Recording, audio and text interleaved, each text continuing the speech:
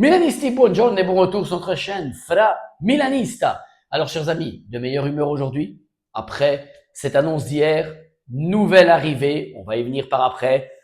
Est-ce qu'on a pris une partie de l'hélicoptère pour financer, comme rigolait souvent hier Célia ou Anto par rapport à ça? On va parler de tout ça tout juste après. Une ou deux petites nouvelles par rapport au match de dimanche et au championnat. Et puis on est parti, on déboule sur les nouvelles de Mercato parce que, vous me direz, enfin, il va en avoir de plus en plus les jours à venir parce qu'on doit faire partir beaucoup de joueurs pour pouvoir transférer encore. Luka Modric, chers amis, phrase d'un champion, simple. Je n'ai jamais pensé de ne pas renouveler avec le Milan. Le Milan est sur le même niveau que le Real Madrid. Ici, on joue pour gagner et non pas pour jouer pour la 4e place. Ce sont des phrases simples, chers amis, dignes d'un champion, des phrases que je répète toujours, que vous répétez quand on porte ce maillot, on joue pour gagner et non pas pour la 4e place, pour la 3e place. Après, on peut arriver 2e, comme j'ai toujours dit, 1 point, 1, 2 points. Mais l'objectif de début de saison doit être toujours de partir pour gagner. Donc, très bien, Lucas Modric, très bien. Amorim, très satisfait de la nouvelle venue de Diego Moreira. C'est un joueur qui voulait fortement. Alors maintenant, à voir, est-ce qu'il va jouer sur la gauche ou en soutien de l'attaquant? On va y revenir par après quand on va éclaircir un petit peu par rapport au transfert pour répondre à certains aussi qui se posent des questions par rapport au prix élevé. Prix des mercatos actuels, chers amis, je dis toujours que les joueurs sont surpayés, mais quand il y a beaucoup de marchés et que certains clubs entrent en jeu, malheureusement, les prix augmentent. Par rapport à dimanche, Maignan sera prêt. Des nouvelles qui se disent, et je vous l'avais dit aussi, Maignan sera bien sur le terrain dimanche. Petit doute par rapport à Rabiot. Rabiot qui commencera lui, comme c'est un joueur et l'autre un gardien. Rabiot qui commencera peut-être lui sur le banc et on partirait avec notre duo qui a bien fait ici en match amical, Yachari et Modric. Au niveau de Gabia, normalement Gabia devrait récupérer. Leao, point d'interrogation, toujours avec le billet de sortie. Pulisic, Jiménez, non. Jiménez, en principe, a son ticket pour la sortie. Donc voilà, on est parti pour détailler tout ça. Et on va commencer par notre nouvel achat et puis par les rumeurs de Mercato. Nouvel achat, chers amis, Diego Moreira, international belge avec origine portugaise, 22 ans, très jeune joueur, Strasbourg, même galaxie que Chelsea.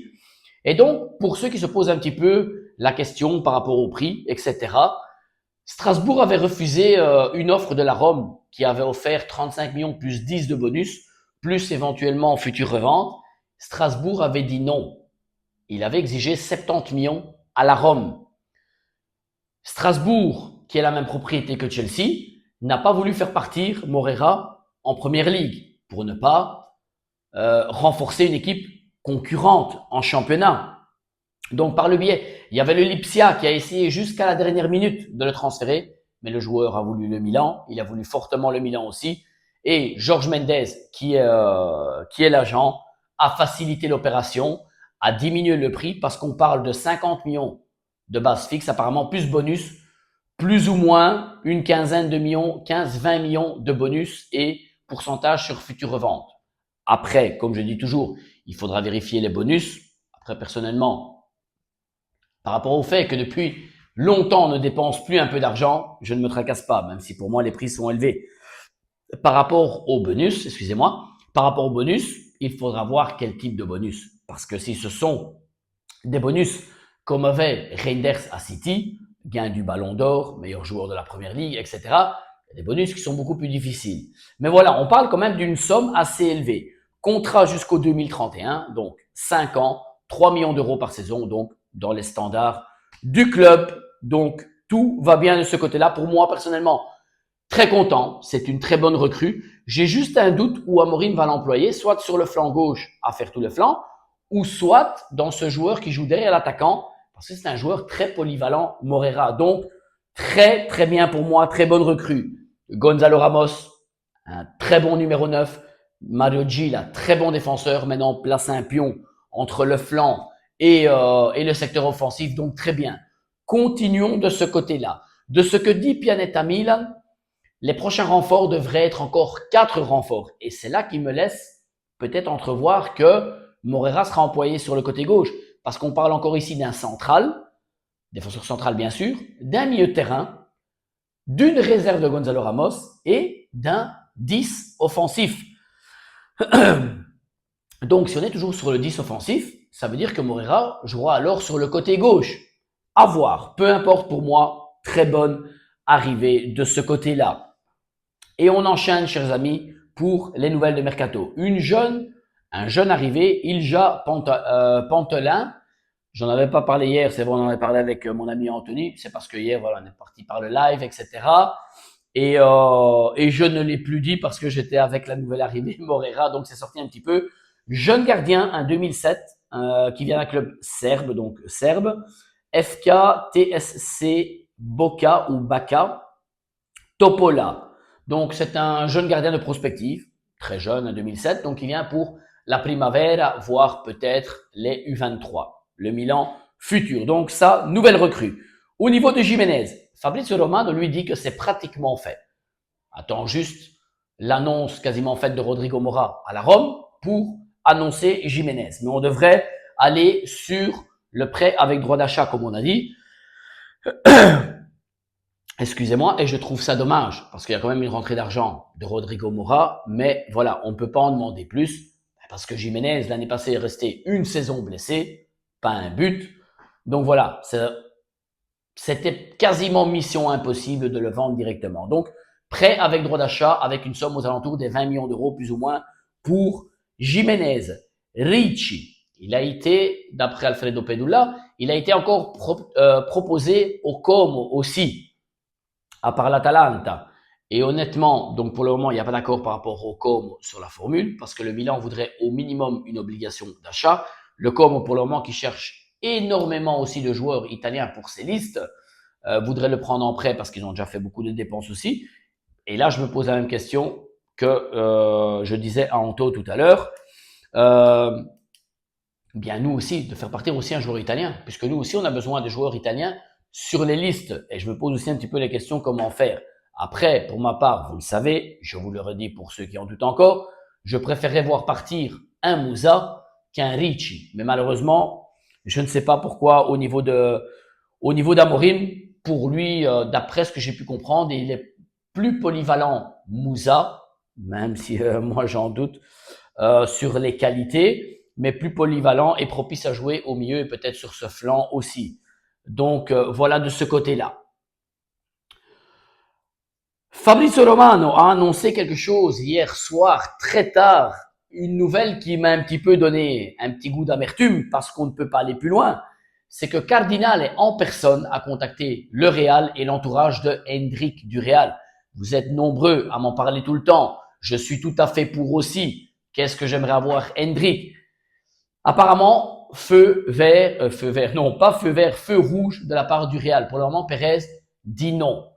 Actuellement, comme je vous en avais parlé déjà il y a quelques jours, quand la Rome le voulait aussi, le joueur n'ouvre pas à son départ pour le moment. Il veut miser dessus et veut lui laisser la chance de pouvoir avoir une place de titulaire aussi de son côté. Maintenant, ce qu'il faut retenir de ça, c'est que si Cardinal s'est déplacé en première personne, donc joueur qui intéresse fortement, le joueur le sait, le Real le sait. Fabrizio Romano laisse une petite porte ouverte, peut-être en fin de mercato, si le Real changerait d'avis et de mettre quand même le joueur en prêt, le Milan est là aussi.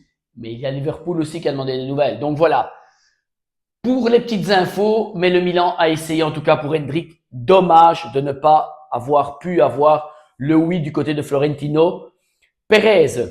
Au niveau des sorties, chers amis, après on en vient les autres nouvelles de Mercato. Au niveau des sorties, si vous regardez les sorties, les joueurs qui doivent partir, Fofana, Nkunku, Tomori, Leao, Estupinian, Jiménez, ça sera en prêt, Odogwu est parti en prêt. Chers amis, je vous donne une liste de prix qui est totalement accessible par rapport à leur sortie. Fofana, 20 millions, Nkunku, 30-35, Tomori, 10-15 parce qu'il est en fin de contrat la saison prochaine. Leao, j'ai mis 35-40 pour voyager bas et Stupinian, plus ou moins 15 millions. Et je n'ai pas encore mis 15 de Moussa ou 20 de Ricci. Rien qu'avec cela, on est plus ou moins à 115 millions d'euros. C'est-à-dire qu'on peut encore faire du mercato et renforcer cette équipe pour vraiment jouer ce titre. Même si pour ma part, déjà, moi, je suis convaincu qu'on sera quand même là, je veux voir, optimiste, comme dans mon classement d'ailleurs. Donc, vous voyez, il y a de l'argent qui doit rentrer de nouveau, chers amis. Et je n'ai pas compté Bondo et Terracciano encore, bien sûr, qui doivent sortir. Par rapport à Fofana et Tomori, Fofana, alors, toujours dans les radars de la Juve, comme Tomori. Fofana, j'ai pu lire comme quoi, on pourrait toujours parler d'un échange avec la Juve, avec Tomori.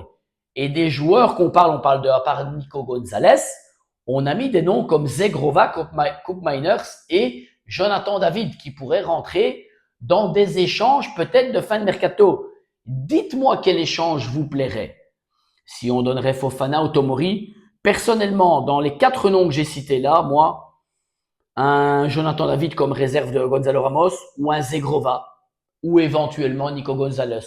Coupe Miners, un peu moins pour moi parce que de ce côté-là, je pense qu'on a Yachar et donc moins pour moi de ce côté-là. Mais pour les autres, ce sont des noms très intéressants. Dites-moi lequel vous préféreriez si on mettait un échange avec Tomori ou Fofana là-bas. Maintenant, Fofana, hier, au niveau de Matteo Moretto, Fabrizio Romano, donnait Nottingham Forest le plus proche. Il y a Nottingham Forest et il y a Crystal Palace. Pour ma part, je préfère le vendre là-bas en Angleterre. Pourquoi? Parce que là, au moins, on est pratiquement sûr d'arriver aux 20 millions qu'on a besoin. Et après, on peut mettre Tomori, même s'il faut avec de l'argent, et échanger un joueur à la Juve de ceux qui paraissent appétissables au niveau du mercato. Donc, comme je disais, tête à tête, Crystal Palace, Nottingham Forest pour Fofana. Espérons que ça va se débloquer. Et on en vient aux dernières nouvelles, celles qui bougent un petit peu plus aussi. Premièrement, Nkunku.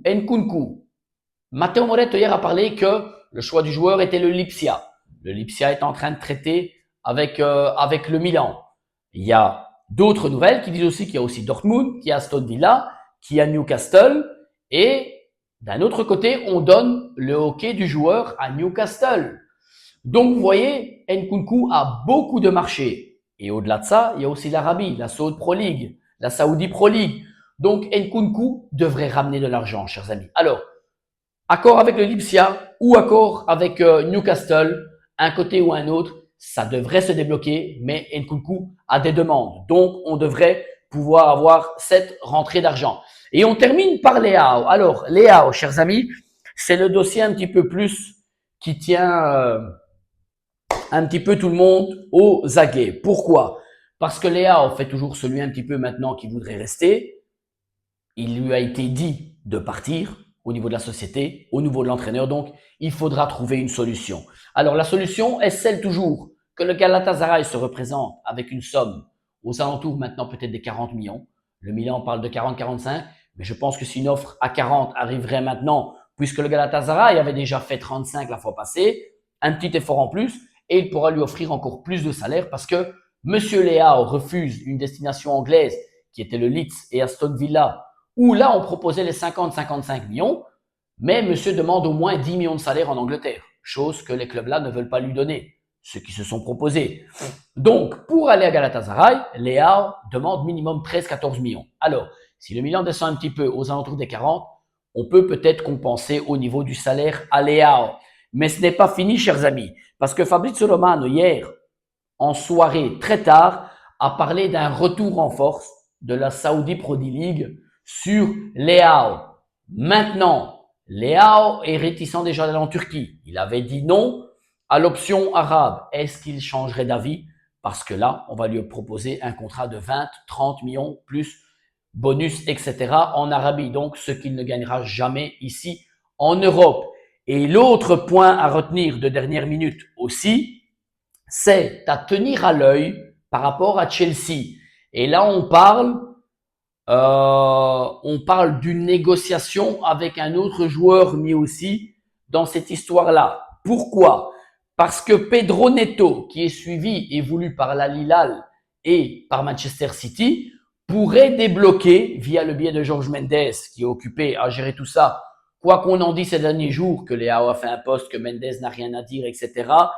Mendes travaille en quelque sorte, on va dire, pour le Milan, pour faciliter certains départs, dont Leao, dont Estupinian, etc. Donc, il se pourrait que s'il y aurait la sortie de Pedro Neto, direction Arabie ou direction Manchester City, Leao pourrait atterrir via le biais de Mendes à Chelsea. Donc, vous voyez, chers amis, tout doucement, les choses commencent à bouger. Amorim a eu 3 bons renforts pour moi qui font élever le niveau de l'équipe. Ramos, Gila et maintenant Moreira, continuons de cette manière-là.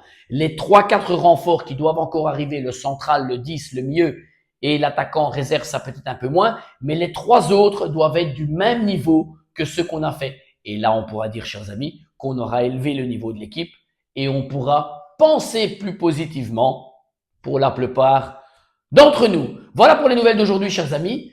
Peut-être en après-midi ou en début de soirée, parce que l'après-midi, je vais passer mon temps avec ma petite femme à essayer de monter petit kicker pour les enfants. Ils ont reçu des grands-parents.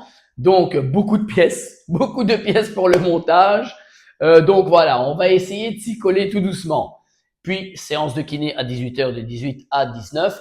Donc, soit avant la kiné, soit après la kiné, j'essaierai d'ouvrir un petit live en espérant, chers amis, que d'ici là, on ait encore des bonnes nouvelles, surtout au niveau des sorties, pour pouvoir aller chercher ce qu'on attend encore. Petit like à la vidéo, abonnez-vous, c'est totalement gratuit, chers amis. J'ai remis les notifications sur YouTube dans mes paramètres. Dites-moi si vous recevez maintenant la petite notification par rapport aux vidéos et aux live. Comme ça, je verrai si j'avais fait une fausse manœuvre auparavant. Bonne journée à tous et surtout, sempre Forza Milan. Et peut-être à ce soir pour le petit live, chers amis. Bonne journée.